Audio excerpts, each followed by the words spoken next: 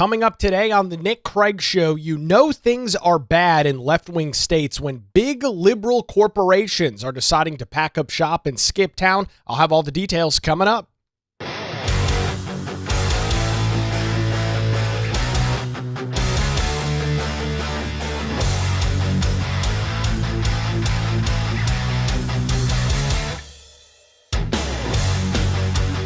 And a good Wednesday morning to you. Welcome into the Nick Craig Show, streaming live this morning on YouTube, Rumble, X, and Facebook. Don't forget that you can take the show with you 24/7 on demand on your own time by checking out the Nick Craig Show in your favorite podcast app. You can also listen online by visiting the website nickcraig.com. Our program this morning is brought to you by the Law Group here in Wilmington. You can visit them online. I don't know what's going on there with my lower third. You can visit them online at lawgroupnc.com. That's lawgroupnc.com. We appreciate their continued support. We'll hear more from them coming up a little bit later on in the program this morning. On yesterday's show, I set forth the argument and the warning more than anything else that it is just 2 years in North Carolina. We are just 2 years away at any given period of time from seeing a state that right now is dealing with an incredible amount of economic prosperity, an incredible amount of growth. We are less than 2 years away at any given point from that disappearing. And that is going to be a recurring theme that you are going to hear on this program through the remainder of 2026, because we are within that period of time. We are within that cycle. All members of the North Carolina General Assembly, both those members in the House and Senate, are up for re-election this year. We have 2-year cycles here in North Carolina in which the entirety of the General Assembly is up for re-election. Now, fortunately, since 2011, Republicans have held the majority in North Carolina, and I can say confidently to you today that we have reaped the benefits of that.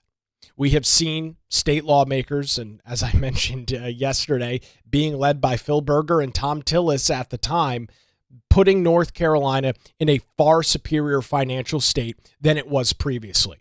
Prior to Republican leadership, North Carolina had some of the highest taxes anywhere in the Southeast. You had businesses leaving the state. You had people leaving the state because the personal income tax was incredibly high compared to our neighbors. It was not a friendly climate for its citizens, not a friendly climate for businesses. This is very well documented. This is not my thoughts on this. This is not my opinions on this matter. This is an absolute fact. You can go back and look at what the tax structure was in North Carolina through the 90s and early 2000s. This is not opinion. This is not, oh, this is my thought on this. No, this is an absolute stated fact.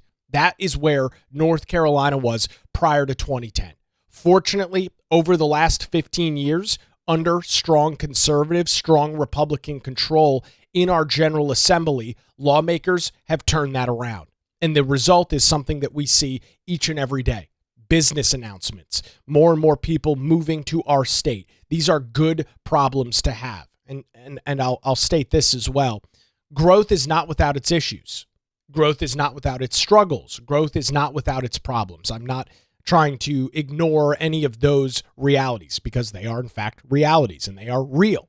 However, I will continue to state that it is always better to be on the side of growth than it is to be on the side of decline. And we are seeing that decline in real time in another left-wing state today as a major vote took place in the Washington State Legislature yesterday that is having and will continue to have a major effect for business. Why am I bringing this up? Well, Washington State is geographically very far from our great state here in North Carolina. But ladies and gentlemen, we're going to talk about this and we're going to dive into the details on this because it's relevant. What progressive lawmakers are doing in other states, we're talking about New York, California, Washington, Illinois, the list goes on. What they are doing in those other states is very likely what we would see here in North Carolina if Democrats are able to get a majority in the North Carolina General Assembly. I don't believe that this is fear-mongering. I don't believe that this is stoking some sort of flame of panic. No, this is a warning. This should be a call for you to get involved in the political process, because what we are about to go through and what we will go through over the next 6 or 7 months as we approach the midterm elections later this year, you need to understand this stuff, because elections have consequences. That was beaten into my head many years ago, and it's something I will always repeat. Elections have consequences. And unfortunately, for those living in Washington state today, those consequences are playing out in real time. I've got the latest from the Seattle Times, where they write, after a debate that stretched more than 24 hours, the state house on Tuesday approved a state income tax on people earning more than $1 million a year, setting up a final vote in the Senate later this week. The final House vote was 51 to 46. Listen to this. With 8 Democrats, this is an interesting portion of it, 8 Democrats joining all Republicans in opposition to what supporters have dubbed the millionaire's tax. The vote, which happened about 6 p.m. on Tuesday, capped a grueling debate, the longest for any legislation in recent memory, that started the day before after 5:30 p.m. So literally 24 hours worth of debate. Democrats cheered and hugged after the vote, with Governor Bob Ferguson joining them in the wings of the House chamber, celebrating a measure that he pledged to sign.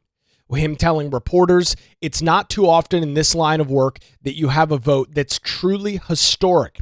And by any definition, that's what this was.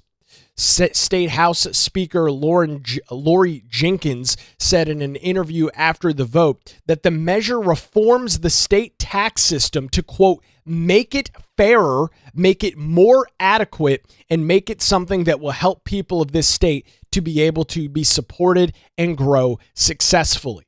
So here's the rundown.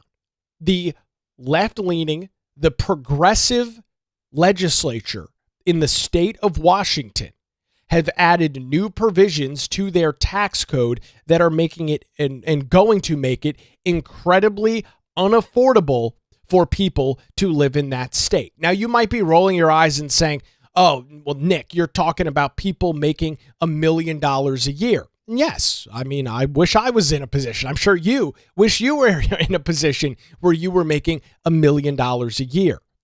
Here is the dirty little secret that Democrats don't tell you. And this is obviously a topic surrounding Washington state that we're talking about right now. But you see these same kind of discussions and same kind of arguments in Washington, D.C. You hear progressive politicians screaming from their ivory tower about taxing the rich and the wealthy people have to pay their fair share, so on and so forth. We know what the end result of this is, right? You're already seeing this in a neighboring state to Washington, in California, just right down the West Coast. What have they done there? They have implemented one of the most oppressive tax codes anywhere in the United States. And as a result of that, you are seeing more and more individuals, people that are not making millions of dollars a year, evacuating the state. And worse than anything else, people leaving is one thing. It's when business starts to leave, when business says, you know what? This doesn't really make sense anymore. We're going to go look somewhere else. That is when you have created a real problem. And that is exactly what is now beginning to take place in the state of Washington and will continue to take place. These policies are not friendly for business. I know that there's all of this hate on the political left for capitalism. They believe that socialism and communism is the greatest thing since sliced bread. They'll say, oh, it's never been tried before, really, and we need to give it a shot here in America, even though you can look back through history and see example after example after example of failed socialist programs, failed communist programs throughout history. Ladies and gentlemen, I will contend to you, this stuff doesn't work. Yet those on the far left, those progressives all across the United States, continue to push forward this meme, push forward this narrative that outsized government regulation and burdensome taxes is somehow good for their state. And I will contend to you that it is not, and that it never will be.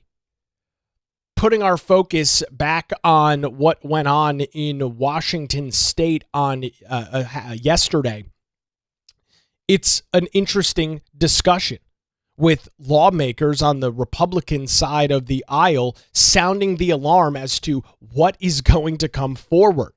The plan that was adopted by the Washington legislature's House tackles its supporters' goal of taxing the rich. It also contains some more modest provisions to lighten the load on the middle class and lower income people. Oh, interesting. The legislation imposes a new state income tax of 9.9% on earnings of more than $1 million a year. Money that Democrats in the state argue is needed to fund schools, healthcare, and other state services. Married couples will share a single $1 million exemption in a so-called marriage penalty, which was criticized by its opponents. The tax would only apply on the amount of income above $1 million threshold. So a person making $1.5 million, for example, would be taxed on the final $500,000 at that 9.9%. It would apply to an estimated 20 to 30,000 households in the state, with collections beginning in 2029 on the income that people made in 2028. And so we're not talking about a small amount of people here. You're talking about between 20 and 30,000 people that this is going to affect. We're not talking about 400 or 500 people, which I would argue is still too many. 20 to 30,000 people, your highest income earners in the state.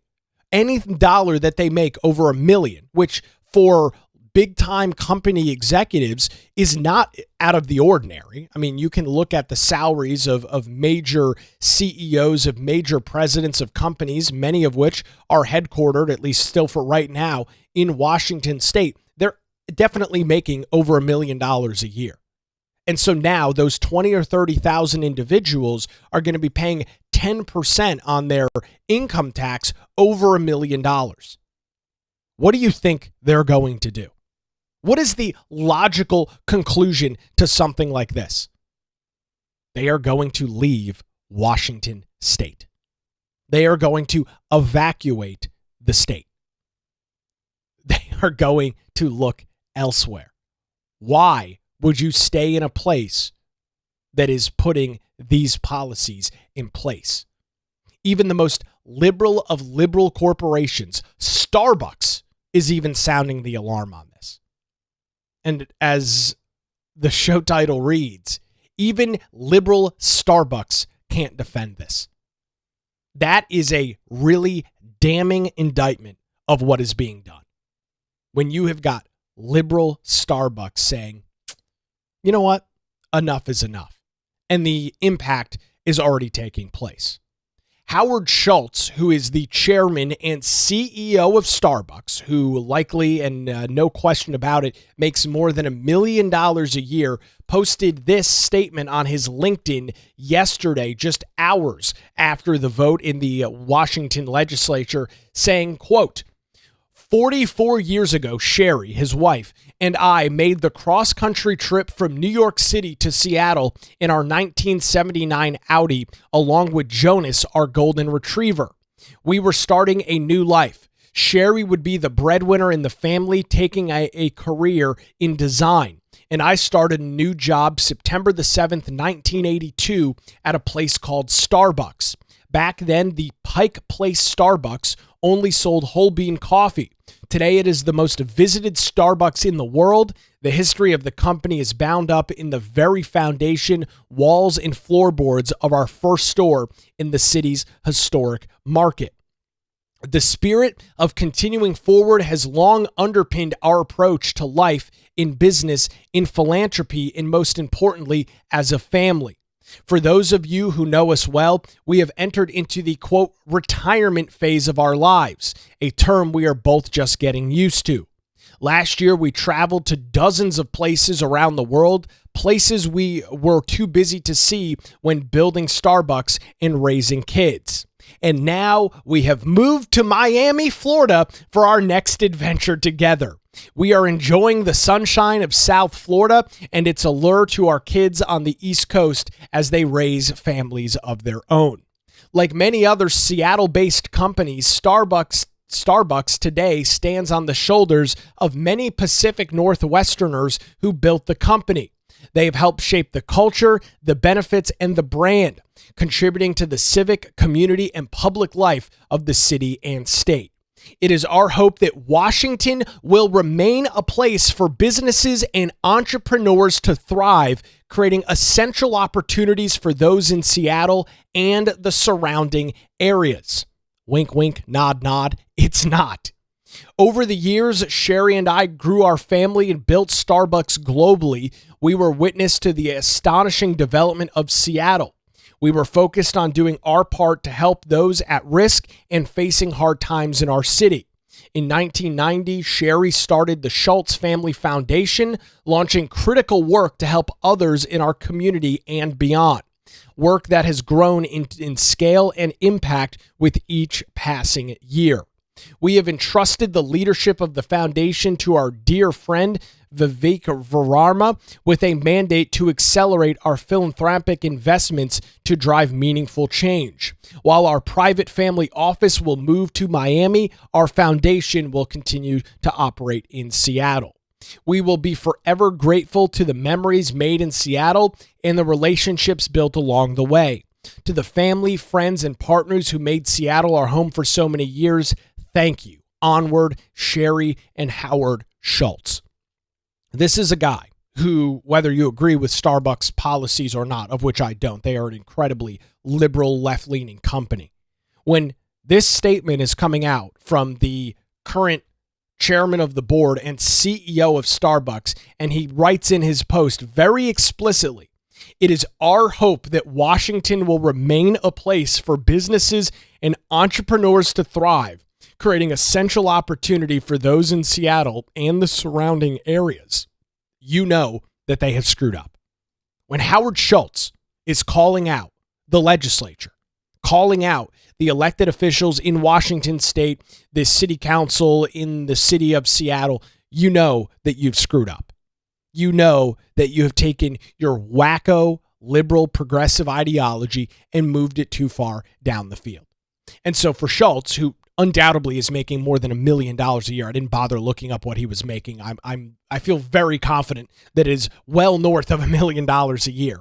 When he is deciding that Washington State, with this brand new oppressive tax structure, no longer makes sense for him and his family, you know you've created a problem. And we've seen this already in other states, right? It's not like the groundwork hasn't been laid out for this. Look at what's gone on in New York City in recent years, where you've got your wealthiest individuals who, of course, those on the political left continue to yell and scream, tax the rich. Guess what, folks? They move. They go somewhere else. I mean, look at, for example, look at Sean Hannity. He makes more than $1 million a year, way more. He's now left the state of New York, and his permanent residence is now in the state of Florida. The same as Howard Schultz, because he was sick of paying 30 or 40% of his income to the state of New York. And it's going to be the exact same thing here in Washington state. We know how this stuff plays out. We know how disastrous these policies are. And for whatever reason, these ideas continue to be pushed.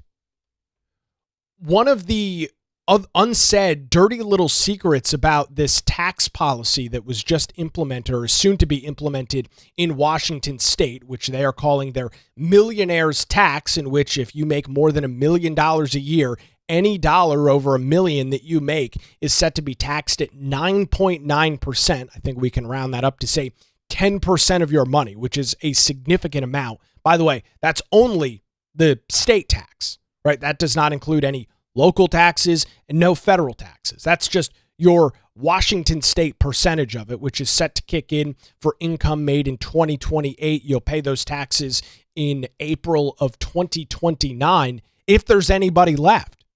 But this article I've got over from the Seattle Times estimates that there's between 20 and 30,000 households in the state of Washington that are in this bracket of making more than $1 million a year.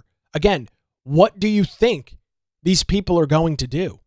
You just heard the statement from Howard Schultz. They're going to go elsewhere. They're going to move to neighboring states. Hell, they might even move across the country. South Florida and Washington State literally could not be any further geographically apart and still be in the United States. You are talking about literally a diagonal cross-country trip across the entirety of the continental United States. It does not get any further. What is the tax situation like in Florida? Guess what? There's no personal income tax. And so for individuals making way more than $1 million a year, they can go to the state of Florida, turn that into their permanent resident, and keep potentially hundreds of thousands of dollars a year in their pocket. You know, it's so funny because it's the same individuals on the political left that talk about eating the rich and capitalism is terrible, so on and so forth. These wealthy left-wing elitists that are not willing to pay these taxes. That they are the first ones to pack up shop and move cross country. Right? It's another great example of rules for thee, but not for me. Some of these people pulling down $5, $10, $15, $20 million a year. Think about all the professional athletes in Washington State. All of those guys are making over $1 million a year. You think that's going to be helpful for the Seattle Mariners and the Seattle Seahawks? When individuals are shopping around the NFL, shopping around MLB, determining where they're going to go and sign another big contract? You think they're going to want to go to Seattle? Think they're going to want to go to Washington State, where they're going to have to spend, some of these guys are making 10, 15, 20, 30, $40 million a year. They're going to pay 10% of that to the state of Washington? No chance. So not only is it going to kill business in the state of Seattle, which it's already started to, or in the state of Washington, excuse me. Not only is it going to do that, it's probably going to kill some of their major sports franchises as well. Because you'd be out of your mind to go and play for one of those teams, missing out on literally millions of dollars a year as a professional athlete. And I know that's a small group of individuals, but that's an important part of a state's economy, right? You look at a football game or a baseball game, think about the economic impact of that. You got parking attendants, concession workers, janitorial staff, security, all of the things associated with a live sporting event. That's a major economic driver, and especially for baseball, probably 70 or 80 games a season at that facility. Think about the economic impact there. For football, yeah, it's a much shorter season, but those home games are massive. 30, 40, 50,000 people attending a game. These are the lingering impacts that none of these clowns on the left think about. And there's a couple of pictures in this article over at the Seattle Times showing these Democrats in tears with this passing. Not tears of sadness, tears of joy. That's the most screwed up part about this. I watched a couple of clips on X with this vote taking place yesterday. These Democrats are crying. They're clapping, they're embracing each other, giving big hugs to each other, like they've won. Like they've done something to benefit the people of their state. And it just goes to show you how screwed up the political ideology is for those on the left. Back to the article. Most of the roughly $4 billion a year the tax would bring in would be devoted to the state's general fund budget to pay for government agencies and services. A 5% chunk of that would be earmarked for early education and childcare. Democrats also say they'd use some of the money to fund free school lunch and breakfast for all kids in K through 12, though Republicans pointed out that money is not legally earmarked in the income tax bill. And of course it's not. This is a slush fund. $4 billion, which it's not going to be because all these people are going to leave the state. This $4 billion just goes into the state's savings account so that Democrats in Washington can spend it away. So they can dump more and more money into stupid, ridiculous pet programs and then there'll be nothing left. And then they'll be talking about how we have to find ways to make up more money and implement more taxes across the state. But this was their justification. It would also expand the state's working families tax credits, which sends annual rebates of up to $1,300 a year to low-income working families.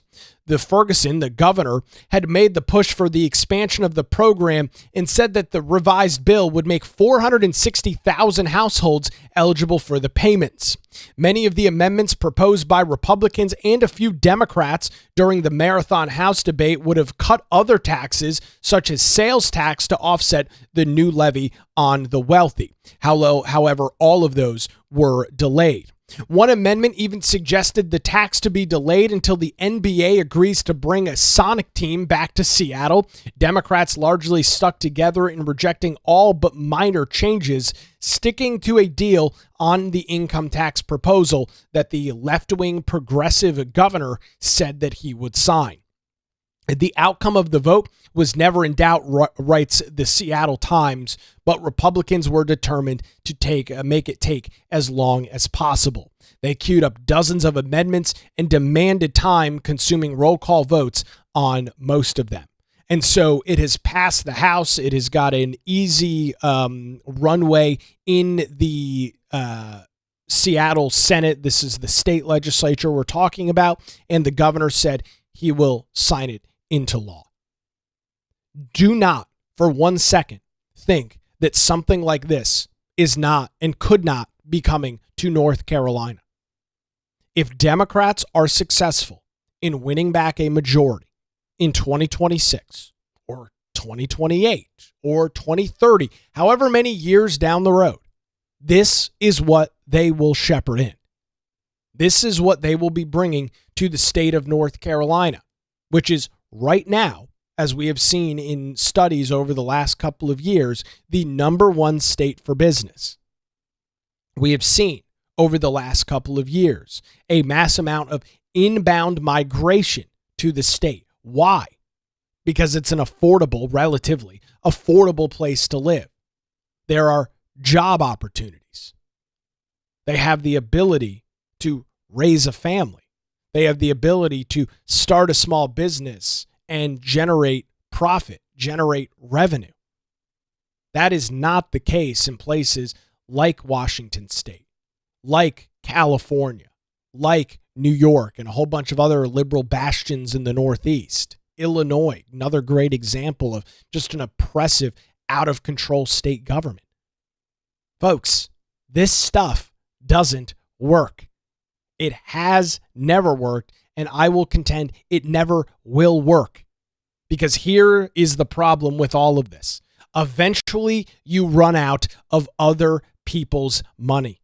And when all of these millionaires and billionaires evacuate the state of Washington and move to Florida or any of these other places, then this $4 billion that they thought they were adding to the tax roll is not going to come to fruition, and the individual and the state loses out on all of the other taxes that somebody like that would pay, which in many cases, when you're talking about millionaires, is pretty significant.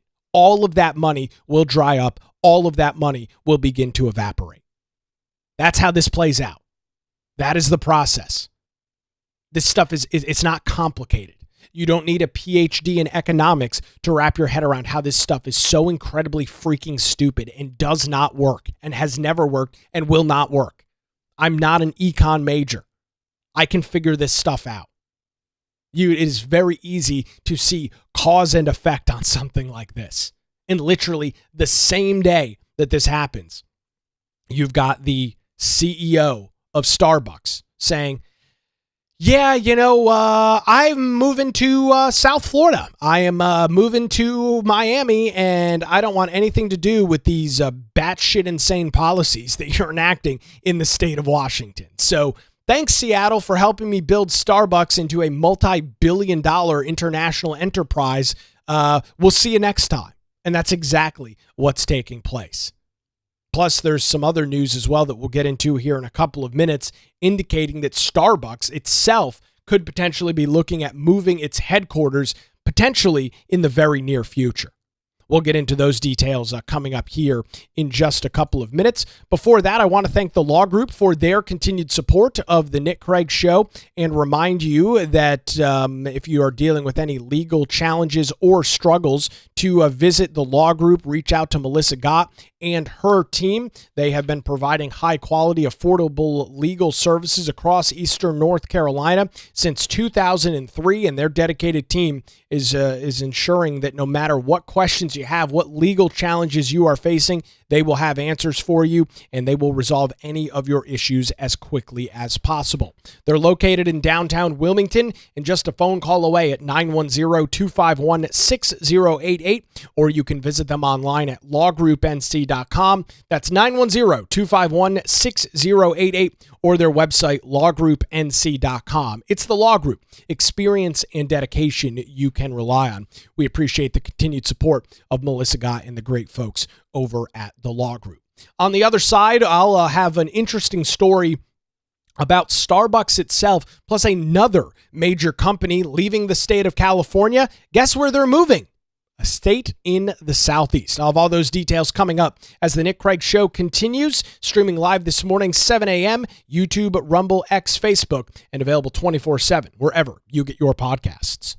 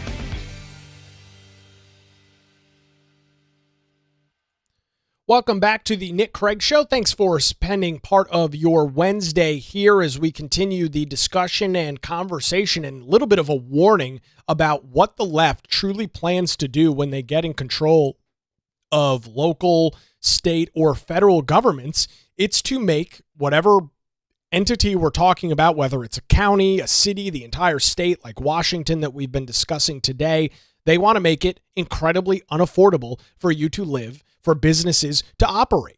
All of this and this great idea that they're going to redistribute wealth from the wealthy to those that are on the lower side of the income scale. It is full-blown socialism.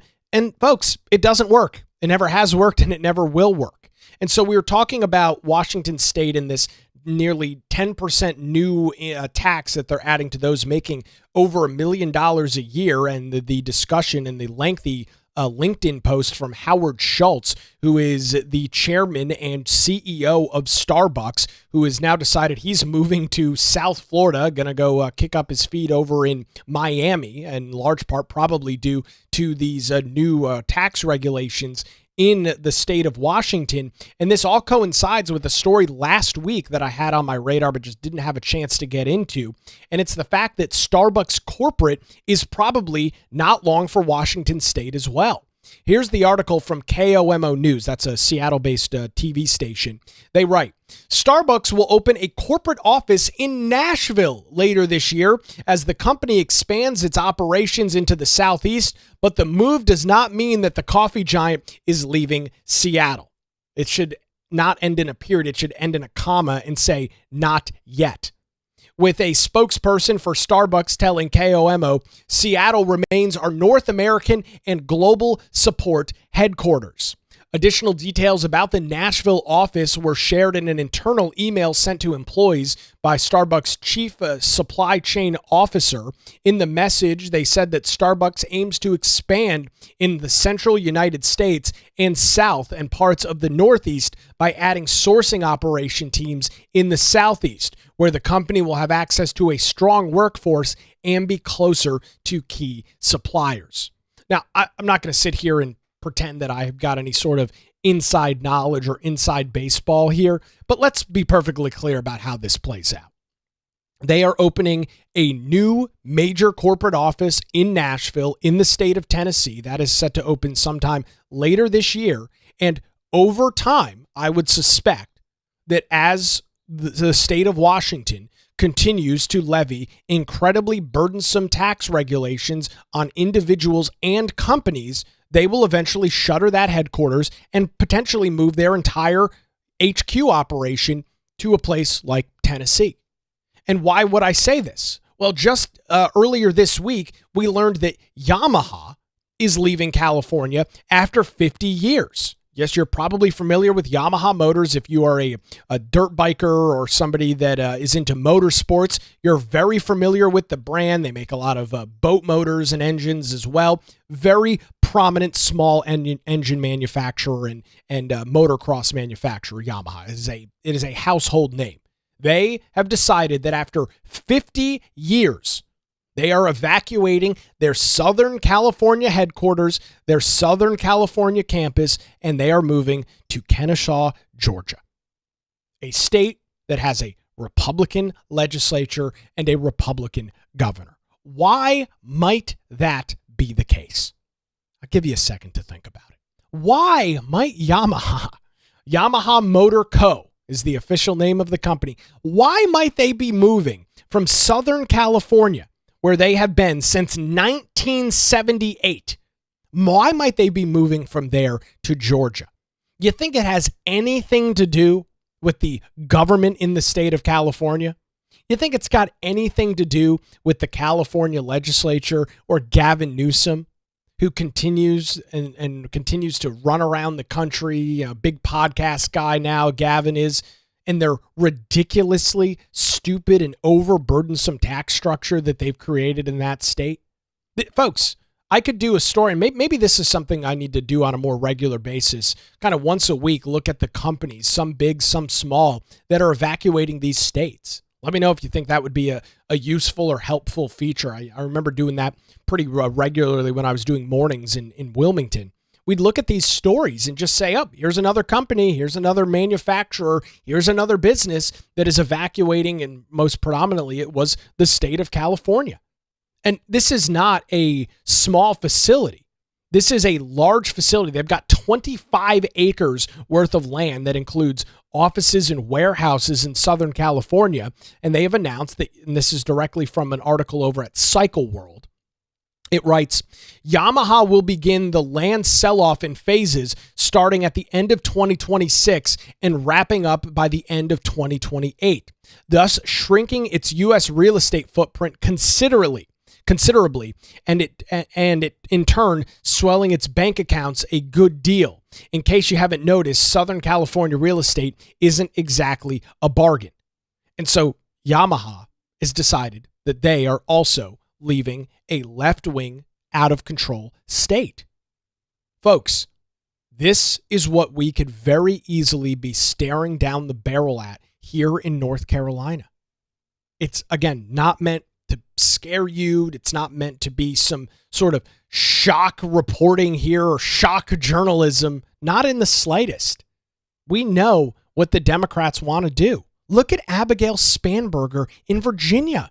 I mentioned her yesterday. She portrayed herself as a moderate, middle-of-the-road Democrat politician, conned the Virginia voters into electing her, had to her credit, a very successful election night victory back in November of last year, and within days of her being sworn into office, was proposing some of the most radical progressive legislation in the state of Virginia's history. This is not a fairy tale. This is not a conservative, made-up conspiracy theory. We have seen this stuff play out in front of our own very eyes recently, just in the last couple of months. This Washington State story that we were just talking about happened literally yesterday. It's happening right now. And you don't think that if Democrats got control of the North Carolina legislature with Josh Stein in the governor's mansion, they would not immediately begin the process of jacking up taxes across the state? They would immediately reinstate the corporate income tax. They would immediately begin the process of raising your personal income tax. And they would use the exact same ridiculously stupid excuses that lawmakers in Washington used. We need money for schools. We need money for roads. You can have money for schools. You can have money for roads without making it unaffordable to live in your state. You know how you do it? You cut out the waste. You cut out the fraud. You cut out the abuse. And you get back to basic levels and forms of government. I'm not going to sit here and pretend that I'm some expert in Washington state politics. But in the little bit of research I've done over the last day, it is blatantly obvious why lawmakers believe they need to raise an additional $4 billion a year. It's because they waste money on incredibly stupid programs. They have got these ballooned and bloated out of control government services that are sucking down all their money. And so instead of taking a hard look at those programs, instead of doing some really critical and I would argue important inward reflection on these issues, lawmakers, predominantly those on the political left in these progressive states, decide and determine that the grandiose solution to all of this is to just raise your taxes. It is called tax and spend for a reason. That is how Democrats govern. That is how they operate. It's disastrous for business, and it's disastrous for the individuals that call those states home. This stuff doesn't work. It never has worked. It never will work. Let me know if you'd like to hear these stories on a more regular basis and continue to dive into some of these ridiculously harmful and stupid policies coming out of places like Washington State. You can comment on any of our channels, YouTube, Rumble, X, Facebook. You can send me an email, nick@nickcraig.com. You can send me a message or a reply over on X. Is this something that you want to continue to hear about? Because again, to me, this is a real worry. This is a real concern. This is something that we are very soon could be staring down the barrel at here in North Carolina. And so I bring all of this up to give you a little bit of encouragement that it is time to call this stuff out and make sure that you're getting involved in this process. Turning our attention to some local political news this morning, David Perry, who was elected just less than 2 years ago as a Republican to the New Hanover County Board of Education, has announced that he is switching parties, going back to where he has been all along. He is no longer going to be a Republican and is going to be a Libertarian, which is good news for those that follow the New Hanover County School Board. David Perry does not vote as a Republican. He conned Republican voters across Wilmington and southeastern North Carolina to elect him. Myself and many others knocked doors, got out to the polls to make sure that Republicans were elected, including David Perry. And he has now decided that he is going to stab those volunteers in the back and that he is going to run away from the Republican Party and become a libertarian. And the good news in all of this is he'll be a one-term politician, right? You can't win as a libertarian. He will never be welcomed back to the Republican Party, hopefully, right? We don't have any interest in that. He's been nothing but a huge pain in the ass for the local Republican Party. He has got a really bad habit of going on Facebook and making a complete and total jackass and moron of himself, posting incredibly stupid comments and dragging the Republican Party into them. So fortunately, we don't have to deal with that anymore. This is not the first time that Perry has been a libertarian. He ran as a libertarian candidate in the North Carolina House of Representatives in 2018. Finished in third place, got absolutely destroyed there. No real contest, and then ran as a Republican in 2024. And so, not surprising in the slightest, David, again, has not governed as a Republican for the last year. He has consistently sided with Judy Justice and Tim Merrick on the New Hanover County Board of Education, consistently voted against and on the opposite side of his four Republican colleagues, that sit on that board. So it's no real loss, and I would argue, as somebody that sees a lot of the ridiculous nonsense that he posts, it's good now that the Libertarian Party can answer for him, meaning it will no longer have to be the GOP. So I wish David Perry well. I don't have any animosity or ill will towards him. He doesn't govern as a Republican. He has not governed as a Republican. More than anything else, it's really discouraging for volunteers, right? You have people that commit a significant amount of time and resources to helping get Republicans elected. Some people donate large sums of money to make that happen. They bust their ass. They knock doors in the dead heat of the summer when it's 95 degrees out with humidity at 150%, knocking doors to get Republicans elected. They get somebody like David Perry onto the school board who proclaimed, at least when he was running, that he was going to govern with the Republican majority, and he has now not done that for a year and now has left the Republican Party. It's a real slap in the face to those volunteers to not have the courtesy to at least send a note to them beforehand. From what I've been told, he didn't even bother reaching out to the local Republican Party about this, just decided he was going to host some shitty little press conference in front of the Board of Education yesterday afternoon. It's just a real slap in the face to the volunteers, to the people that worked really hard to pull him across the finish line, and it was a pull. It's a real slap in the face to them. It's a huge moral loss for them, and it really shows more about David Perry's character than anything else, that he didn't even have the balls, didn't have the common courtesy. For example, the Republican Party has their convention next week, next Monday, the 16th is when that is taking place, to show up there to thank the volunteers, but say, you know what, I no longer agree with what the Republican Party is doing and I'm switching. I think people, while they probably would have moaned and groaned, at least speaking for myself personally, would have said, you know what, at least you had the class, at least you had the courage to come face the people that worked really hard to get you elected. At least you had the courage to come face your voters. He didn't even have the decency to do that. So very disappointing to see. I wish David Perry well in his future endeavors. Hopefully just a single-term politician, has absolutely no shot in hell of running re-election as a libertarian. And I can promise you, if he switches his party affiliation back to the Republican Party to get reelected, that'll be in 2028. I can guarantee you he will not be welcomed with open arms and is going to have a major problem ahead of him. So wish him well. Glad that I'll no longer have to see posts on social media from him and cringe and wonder why this guy is dragging the GOP's name through the mud. So wish him well. Good luck to him in his future endeavors.